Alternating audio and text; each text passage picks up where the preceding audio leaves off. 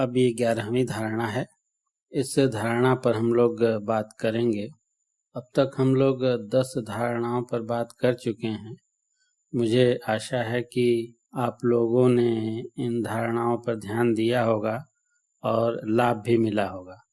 अगर नहीं हुआ है तो इस धारणा को कुछ दिन करें और अपने विचार कमेंट में लिखें कि आपके क्या अनुभव रहे, और यदि कोई समस्या आ रही हो तो उसे भी बताएं। अब इस 11वीं धारणा में, इस धारणा में शिव कहते हैं, कपाल के भीतर मन को लगाकर आंखें बंद कर दृढ़ता के साथ लक्ष्य को देखें। अब ये कैसे करेंगे? बहुत ही कठिन काम है। इसके लिए सबसे पहले अपनी इंद्रियों को बंद करें। आंख, नाक, कान, अपने सभी इंद्रियों को बंद कर लें। यह बड़ा ही कठिन है। कैसे करेंगे? इसका बहुत ही आसान उपाय है। अपनी सांस को रोक लें, सांसें बंद कर लें। सांसें बंद होते ही सभी इंद्रियां अपने आप बंद हो जाएंगी। जड़वत हो जाइए, पत्थर हो जाइए। जब आप इंद्रियों को बंद कर लेते हैं तो शरीर के लिए भी बंद हो जाते हैं, संसार के प्रति भी बंद हो जाते हैं। आपका शरीर आपका नहीं रह जाता। आप जिस भी अवस्था में हो, जड़ हो जाइए। आप बैठे हैं, स्थिर हो जाइए। आप लेटे हुए हैं, स्थिर हो जाइए, जड़ हो जाइए, पत्थर हो जाइए, मृत हो जाइए, विलीन हो जाइए। जब आप स्थिर हो जाएंगे, क्रियाहीन हो जाएंगे, जब आप हिल भी नहीं पाएंगे, तब आप केंद्रित होते जाएंगे। तब आप अपने केंद्र को देख पाएंगे। शिव कहते हैं, तब अपनी आंखों की पुतलियों को स्थिर कर कपाल छिद्र में ध्यान करें। सिर और कपाल के भीतर जो छेद है उसे कपाल छिद्र कहते हैं। अब सिर और कपाल क्या है? सिर के बारे में सभी जानते हैं। कपाल, क शब्द से पराशक्ति और पाल यानी पालक शब्द का अर्थ शिव है, यानी शिव और शक्ति का योग कपाल कहलाता है। ऐसा तंत्रालोक में कहा गया है। कपाल के भीतर प्रकाश और शक्ति ही सारी दुनिया है और शक्तिमान शिव हैं, महेश्वर हैं। इस प्रकार सारा जगत शिव शक्तिमय है। ऐसे ध्यान करते हुए आंखें बंद कर मन को लगाकर, मन को मस्तक के भीतर लगाकर जो प्रकाश है, जो चमकती हुई ज्योति है, उससे लक्ष्य करके देखें।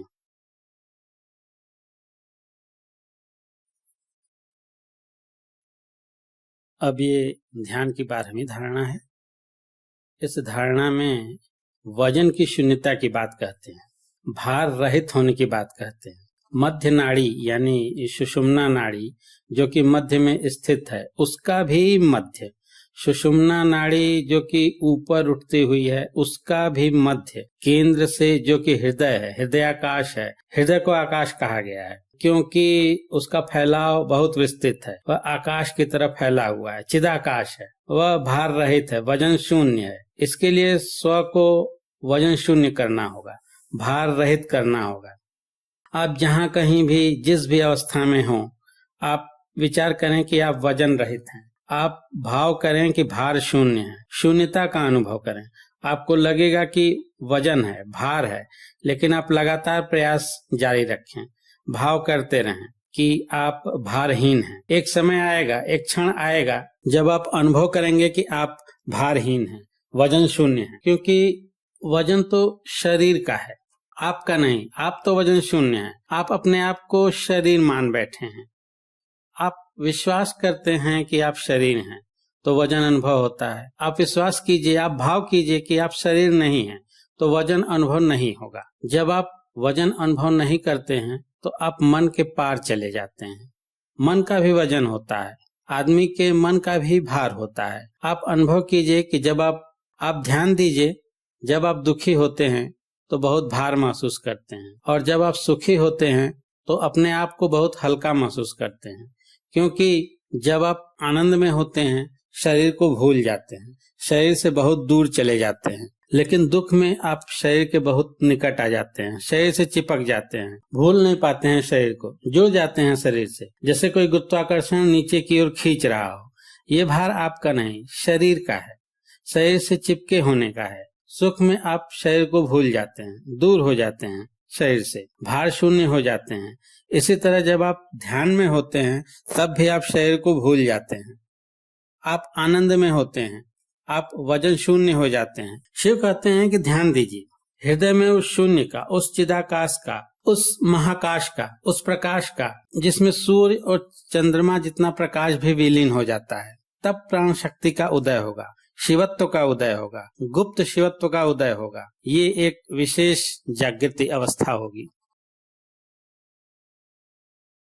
ये 13वीं धारणा है। अब हाथ के अंगूठे और अंगुलियों से आंखों को बंद कर लें और दोनों भौहों के बीच में दृष्टि को लगाने का प्रयास करें। आंख बंद करने से दृष्टि लोप हो जाता है, दृष्टि पीछे चली जाती है, आप अंतर्मुखी हो जाते हैं, आंतरिक हो जाते हैं, आंतरिक दृष्टि जागृत होती है। आंखें बंद करने पर मन एकाग्र होता है, दृष्टि पीछे घूम जाती है, तब भीतर का प्रकाश दिखाई देता है। लेकिन मन बड़ा चंचल होता है, वो हमेशा चलने की जिद करता है, वो एक जगह रुकता नहीं है। मन कोई वस्तु नहीं है, यह एक क्रिया है। मन आपका कर्म है, वह चलने जैसा है। अगर आप रुक गए तो चलना बंद। चलना पैर नहीं है, चेतना पैर है, वह आपका स्वभाव है। मन चलने जैसा है, वह एक प्रक्रिया है। चेतना जागृत करनी है।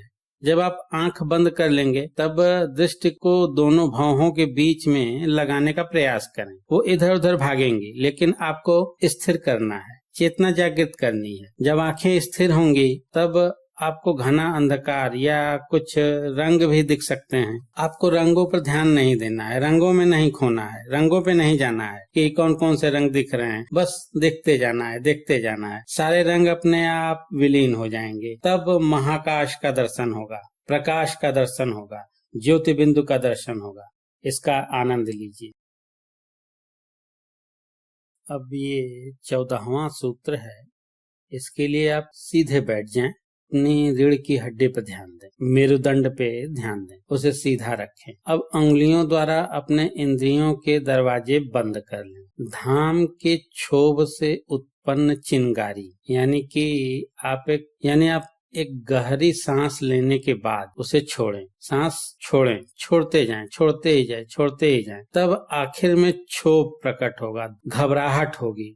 उस घबराहट से तिलकामृतम यानी तिल के आकार का बिंदु, प्रकाश, ज्योति, तिल जितना छोटा प्रकाश, एक ज्योति उत्पन्न होगी। उस तेज बिंदु को अपने हृदय में धारण कीजिए, स्मरण कीजिए। हृदय में उस तिल के आकार के बिंदु का अनुभव कीजिए। एक बार जब स्मरण हो गया तो वो तेज बिंदु जब भी आप स्मरण करेंगे, धारण करेंगे तो आ जाएगा।